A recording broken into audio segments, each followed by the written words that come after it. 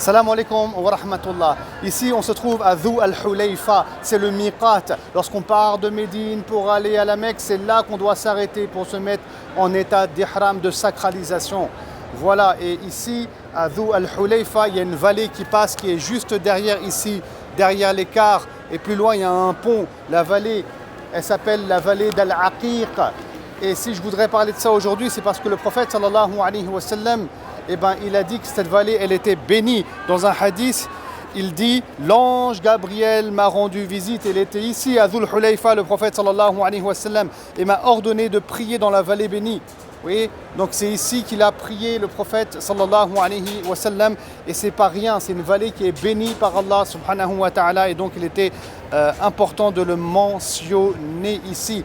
Et subhanallah, c'est beaucoup d'émotions que de commencer par Médine et d'aller vers la Mecque, car on marche ainsi sur les pas du prophète sallallahu alayhi wa sallam. Il a prié ici 2 rak'a selon les instructions qu'il a suivies de Jibril alayhi salam. Et alhamdulillah, on est là en train de marcher sur ces pas. Il y en a d'autres, ils viennent du monde entier pour faire de la Umrah. On peut le voir d'ailleurs ici, subhanallah, dans cette direction. On a beaucoup de Malaisiens, on a des Indiens, des Vietnamiens, de tous les pays du monde.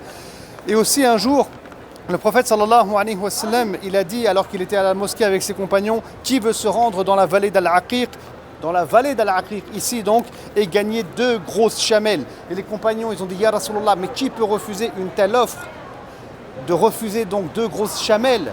Et là, le prophète sallallahu alayhi wa sallam a dit, se rendre à la mosquée pour apprendre, comprendre et assimiler 2 versets du Coran est mieux que d'avoir 2 grosses chamelles. Apprendre 3 versets est mieux que 3 chamelles.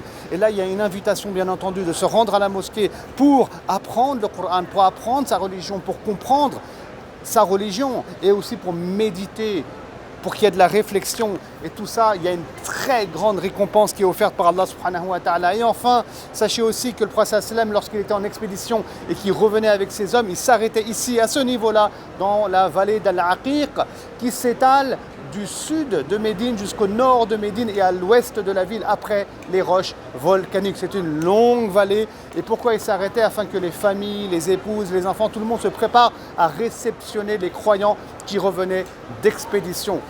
N'hésitez pas, pour en savoir plus sur les lieux de Médine, sur les vallées, etc., d'aller sur douyouf.io, qui est une application gratuite sur laquelle on revient sur plein de lieux qui sont liés à la ville de Médine. Vous pouvez aussi vous inscrire à la Sira Academy. C'est un cursus de 2 ans. Vraiment, on rentre dans énormément de détails liés à la Sira et au patrimoine de la ville de Médine.